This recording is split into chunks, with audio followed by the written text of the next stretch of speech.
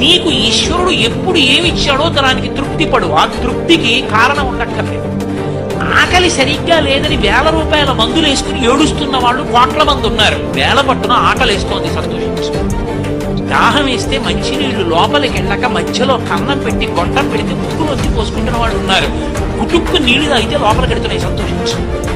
రాత్రి తిని పడుకుంటే పొద్దునికి కడుపులో పోట్లు వచ్చి జీర్ణం అవక ఏడుస్తున్న వాళ్ళు 1,00,000 మంది ఉన్నారు.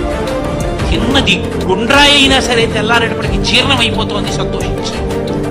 పడుకుంటే నిద్ర పట్టక చారుడు మాత్రలు వేసుకు పడుకుంటున్న వాళ్ళు ఉన్నారు. తలగడా మీద చెయ్యెట్టుకుని ఇలా పడుకుంటే నిద్ర పడుతుంది. పుస్తకం ఉంటే తప్ప మాట్లాడలేని వాళ్ళు ఉన్నారు. వేదిక ఎక్కి కూర్చుని మాట్లాడటం మొదలు పెడితే గంగా ప్రవాహంలో వస్తుంది, సంతోషించు ఈశ్వరుడి కారుణ్యానికి. కొంతమంది కూర్చోలేని వాళ్ళు ఉన్నారు, కూర్చుంటున్నావు. నడవలేని వాళ్ళు ఉన్నారు, నడుస్తున్నావు. చూడలేని వాళ్ళు ఉన్నారు, చూస్తున్నావు. వినలేని వాళ్ళు ఉన్నారు, వింటున్నావు. ఈశ్వరుడు నీకు ఇచ్చిన దానికి